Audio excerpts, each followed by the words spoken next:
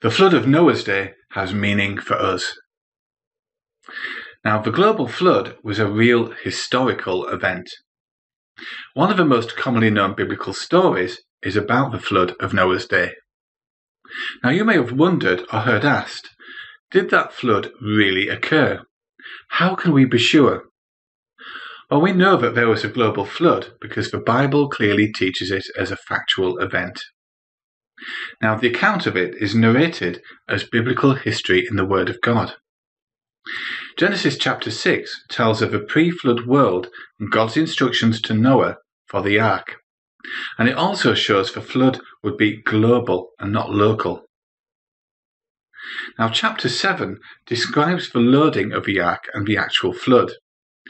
Genesis chapter 8 verse 1 to chapter 9 verse 19 relates the drying off of the waters on the earth and the unloading of the ark and God's covenant with every living soul on earth. Now, the remainder of the Bible presents the flood as a real historical event. For example, the prophets Isaiah and Ezekiel accepted Noah as a historical person and referred to him. Shall we have a look at Isaiah chapter 54 verse 9?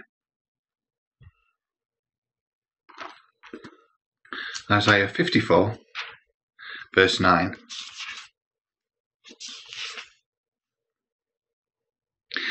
This is like the days of Noah to me. Just as I have sworn that the waters of Noah will no more cover the earth, so I swear that I will no more become indignant toward you or rebuke you. Now, we can also look at Ezekiel chapter 14 verse 14. So that's Ezekiel chapter 14 verse 14.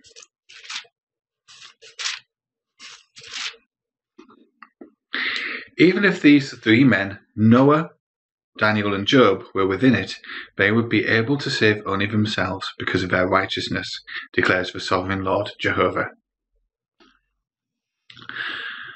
Now, Jesus, Paul and Peter accepted the flood as historical and used it as a warning. Let's have a look at Jesus' warning given in Matthew chapter 24, verses 37 to 38. So that's Matthew 24, and we're looking at verses 37 to 38. For just in the days of Noah were, so the presence of the Son of Man will be. For as they were in those days before the flood, eating and drinking, men marrying and women being given in marriage, until the day that Noah entered into the ark. So we see there's Jesus' warning there. Now let's have a look at 2 Peter chapter 3 verses 5 to 7. So this is Peter's acknowledgement of the flood here. So that's 2 Peter chapter 3, and we're looking at verse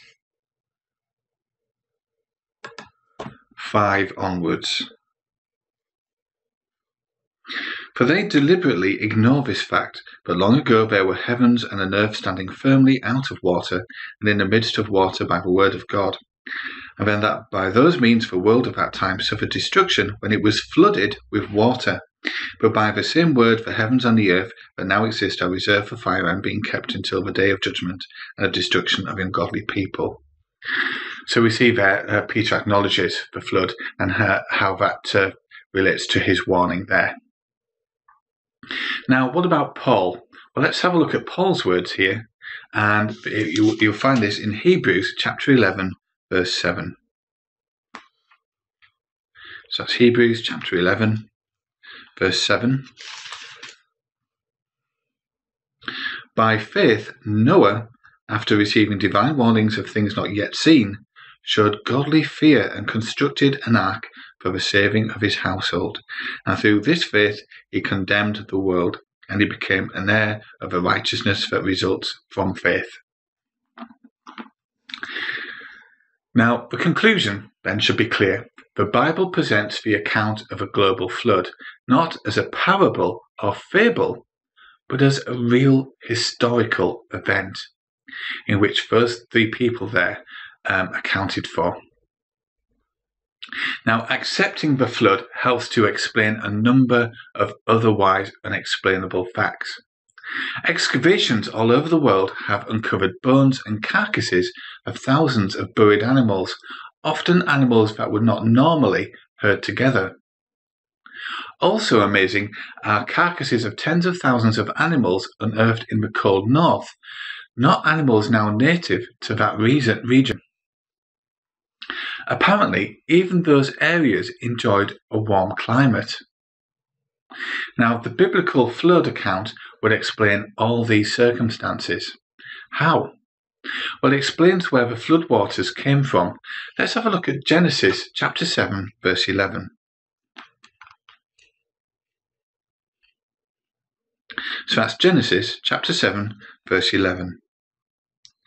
In the 600th year of Noah's life, in the second month, on the 17th day of the month, on that day all the springs of a vast watery deep burst open, and the floodgates of the heavens were opened. So,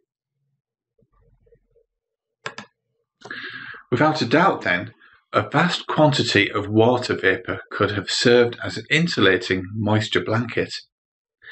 Now, that could account for the Earth-wide warm climate that evidence shows once existed. Now, the rupturing of a blanket meant once moderate polar regions were suddenly plunged into deep freeze conditions, catching animals unaware.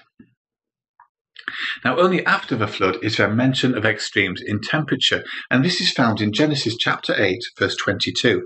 So let's just turn there to Genesis chapter 8, verse 22, and it tells us, "From now on, the earth will never cease to have seed sowing the harvest, cold and heat, summer and winter, and day and night." That's interesting, isn't it? That would suggest that once it didn't. Now, the pre-flood mountains may have been much slower than they are now. And in time, the ocean floor sank and land surfaces rose to accommodate floodwaters on Earth. Now, accepting the account also makes understandable the many flood legends that we find. So what may this conclude? Well, there is no reason to doubt the flood's historicity. But what real meaning does that have for us? And why not just shrug it off as something unimportant or something as just ancient history? Well, the destruction of an ungodly world sets a pattern for our time. Only the Bible explains why the flood occurred and what it should mean to us.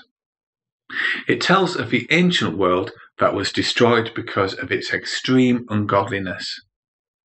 Wickedness had been manifested from the time of man's expulsion from the paradise garden of Eden. Wickedness is definitely intensified with the passing of time. Let's have a look at Genesis chapter 6, verses 1 to 4.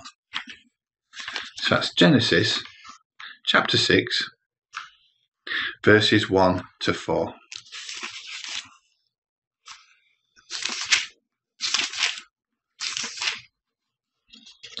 What does that tell us? Now, when man started to grow in number on the surface of the ground, and daughters were born to them, the sons of the true God began to notice that the daughters of men were beautiful. So they began taking wives, all whom they chose. Then Jehovah said, "My spirit will not tolerate man indefinitely, because he is only flesh. Accordingly, his days will amount to 120 years. The Nephilim were on the earth in those days, and afterward. During that time, the sons of the true God continued to have relations with the daughters of men, and these bore sons to them. They were the mighty ones of old times, the men of fame." Now, why had wickedness intensified so? Well, the Bible alone supplies the answer. These sons of God were spirit creatures, not just ordinary men who married women. Now, these were materialized angels who fathered sons who were called the Nephilim, as we saw there in Genesis chapter 6, verse 4. Now, the name literally means fellas, or that is, bullies or tyrants. Their fathers forsook God-assigned positions, and why would they or their offspring obey any other laws of man or of God? Obviously, they would not. So from that account, we note the repeated emphasis on extreme ungodliness. Now, if you've still got your finger there in Genesis chapter 6, let's just read verse 5. It tells us, "Consequently, Jehovah saw that man's wickedness was great on the earth, and that every inclination of the thoughts of his heart was only bad all the time." Now let's just move on there to verse 11. "But the earth had become ruined in the sight of the true God, and the earth was filled with violence. Yes, God looked upon the earth, and it was ruined. All flesh had ruined its way on the earth.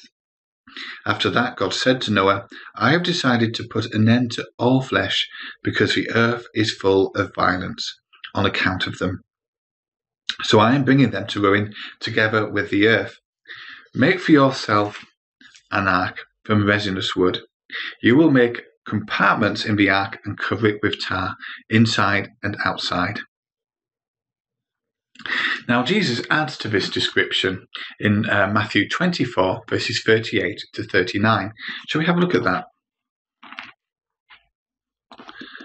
We've been here already, but let's have a look at Matthew chapter 24, verses 38 and 39. "For as they were in those days before the flood, eating and drinking, men marrying, and women being given in marriage, until the day that Noah entered into the ark.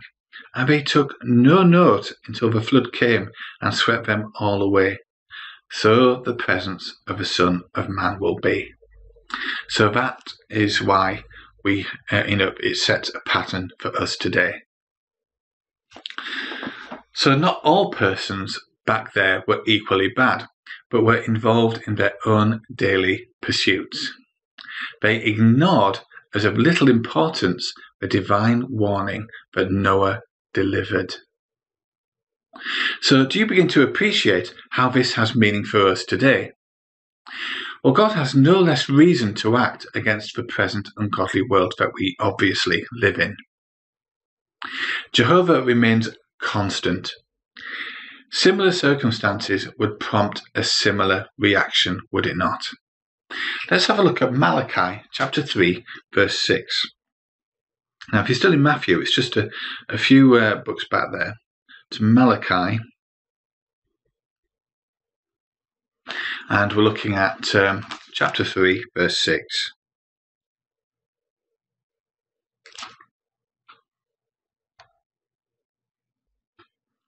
So what does Malachi chapter 3 verse 6 tell us?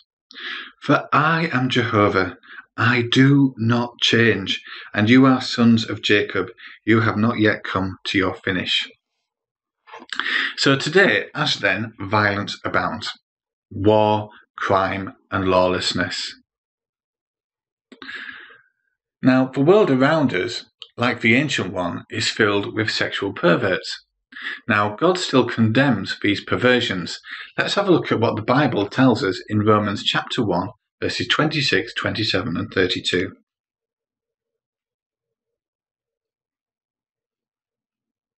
So that's Romans chapter 1, verses 26, 27, and 32. "So that is why God gave them over to uncontrolled sexual passion, for their females changed the natural use of themselves into one contrary to nature. Likewise also the males left the natural use of the female and became violently inflamed in their lust towards one another, males with males working what is obscene, and receiving in themselves the full penalty which was due for their error." Now let's just move then down to verse 32. "Although these know full well the righteous decree of God, that those practicing such things are deserving of death, they not only keep on doing them, but also approve of those practicing them." Now, the demon influence is strong today, even as it was back then. Current flourishing of astrology and also the study of occult and the use of Ouija boards is very much obvious in the world today, isn't it? Now, more subtle demonic influence is manifested in false religious teachings. To tamper in political affairs of a world puts one in line to be gathered to Armageddon by expressions of inspired demons. Now let's have a look at Revelation chapter 16, verses 14 and 16. So Revelation chapter 16, verses 14 and 16. So 14 then, it says, "They are in fact expressions inspired by demons, and they perform signs, and they go out to the kings of the entire inhabited earth to gather them together to the war of the great day of God the Almighty." So you can see how that applies there, can't you? Now let's just read 16 as well. It says, "And they gathered them together to the place that is called in Hebrew Armageddon." Now most people, as Jesus predicted, are apathetic towards that divine warning. Now that warning is directed primarily toward believers. Now, shall we just return back to Matthew 24? So that's Matthew 24. Now, we read up to verse 39, didn't we? Now, let's just have a look at verse 42. "Keep on the watch, therefore, because you do not know on what day your Lord is coming." So, obviously, that was primarily toward believers. Now, the destruction of the ungodly world set a pattern of things to come. Let's have a look at 2 Peter chapter 2, verses 5 and 6. So that's 2 Peter chapter 2, and we'll read verses 5 and 6. "And he did not refrain from punishing an ancient world, but kept Noah, a preacher of righteousness, safe with 7 others, when he brought a flood upon a world of ungodly people. And by reducing the cities of Sodom and Gomorrah to ashes, he condemned them, setting a pattern for ungodly people of things to come." Now, the fulfillment of that pattern will also be vast and global. Now, if you're still in 2 Peter there, let's just have a look at this time in chapter 3, and we'll look at verses 5 to 7 and verse 10. So 5 to 7 then, it reads, "For they deliberately ignore this fact, that long ago there were heavens and an earth standing firmly out of water and in the midst of water by the word of God, and that by those means the world of that time suffered destruction when it was flooded with water. But by the same word, the heavens and the earth that now exist are reserved for fire and are being kept until the day of judgment and of destruction of the ungodly people." Now, let's just move on there to verse 10. "But Jehovah's day will come as a thief, in which the heavens will pass away with a roar, but the elements being intensely hot will be dissolved, and earth and the works in it will be exposed." So very, very serious words there, aren't they? Now, not the literal earth will be destroyed, but the flood did not destroy the actual globe, did it? Now, the ungodly world, made up of the earth of humans under governmental heavens, must go to that fire that indicates permanent destruction in store for these. Let's have a look at Isaiah 66, verses 15 and 16. We'll just get the gist of that there. So that's Isaiah 66, and we're looking at verses 15 and 16. "For Jehovah will come as a fire, and his chariots are like a storm wind, to repay in furious anger, to rebuke with flames of fire.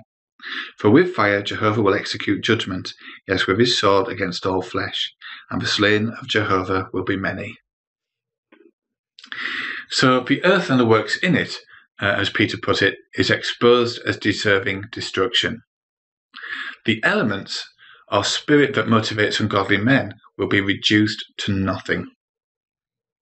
So it does have a special significance to us today, for witnesses have often proved from the Bible and fulfillment of prophecy that we are living in the last days. Now, Peter emphasizes that this should affect our thoughts and deeds. Shall we have a look at that? Again, it's in 2 Peter chapter 3. 2 Peter chapter 3. And this time we'll look at verse 11. So that tells us, since all these things are to be dissolved in this way, consider what sort of people you ought to be in holy acts of conduct and deeds of godly devotion. Now, the fact that the flood's destruction of the ungodly world was a pattern for the destruction that God will bring in our time and gives it real meaning for us, involving our very lives. Now, only Noah and his family survived the destruction of the ancient ungodly world. There's only 8 individuals. So how can his example show us how to be preserved through the end of this system?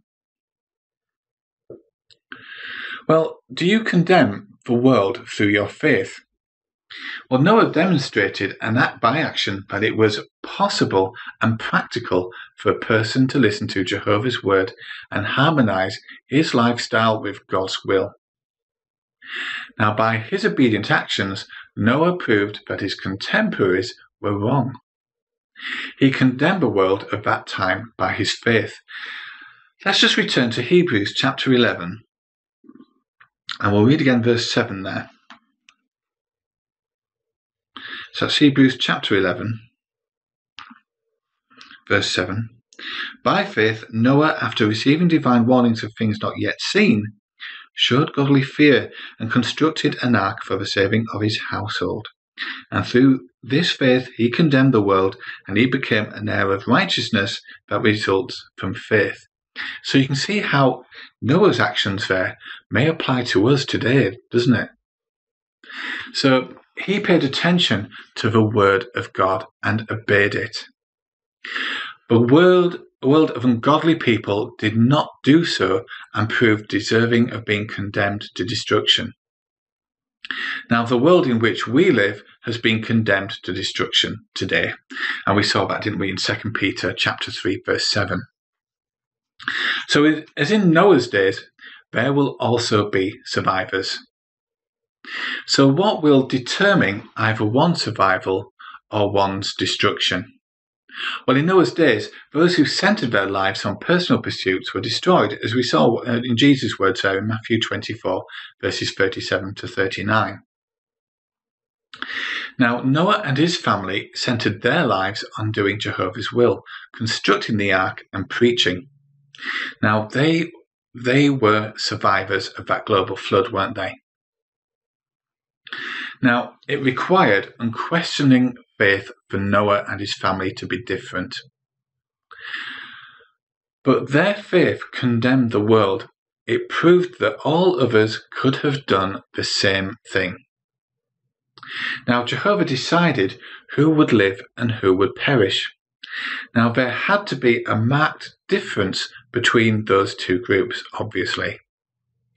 At the Great Tribulation, there will again be those who perish and those who survive. Let's just return to Matthew 24, and we're going to look at verses 21 and 22 to begin with. So that's Matthew 24. So from verse 21, for then there will be a great tribulation such as not occurred since the world's beginning until now.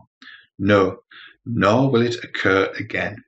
In fact, unless those days were cut short, no flesh would be saved, but on account of the chosen ones, those days will be cut short. Now let's just move on there to verse 40 and 41.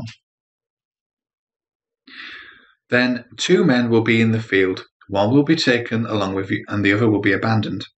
2 women will be grinding at the handmill, one will be taken along and the other abandoned. So into which group will you fall? So can people around you see you as different from the world that has been condemned? Does Jehovah view you as different, or does he see you as part of this condemned world? Do you walk with God? Let's have a look at Micah chapter 4, verse 2. So that's Micah.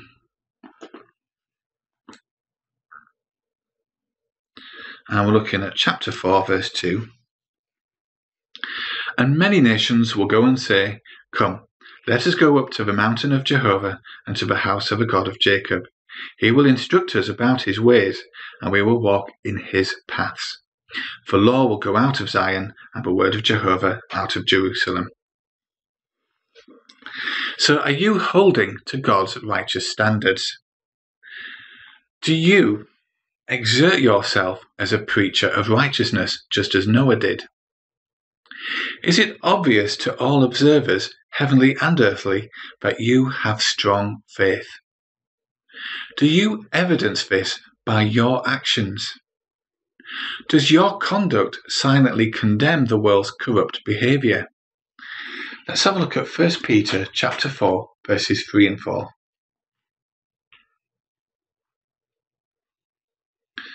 1 Peter chapter 4, verses 3 and 4. For the time that has passed by is sufficient for you to have done the will of the nations, when you carried on in the acts of brazen conduct, unbridled passions, over-drinking, wild parties, drinking bouts, and lawless idolatries. Now they are puzzled that you do not continue running with them in the same decadent course of debauchery. So they speak abusively of you. So that's quite interesting, isn't it? So that also, again, marks the difference between God's people and those people of the world. So do not miss the meaning of the flood account for you personally. We have covered a number of important points about the flood here, haven't we, that should have meaning for all of us. Now, the flood was a real event that can be located in history. Noah was a real person, a servant of Jehovah God. Now, we should consider that biblical record of the flood that was preserved by Jehovah out of consideration for us. It tells us why he destroyed an ancient ungodly world and why he preserved Noah and his family. Now, he used it as a pattern for us, helping us to have faith like that survivor, Noah, and be preserved. So we can thank God for such a record by learning well from it and acting appropriately. So I'll leave you now with this question. Do you demonstrate that the flood of Noah's day has meaning for you? If you would like a free home Bible study at a time and place to suit you, please navigate your browser to jw.org and follow the links online. Thank you for listening.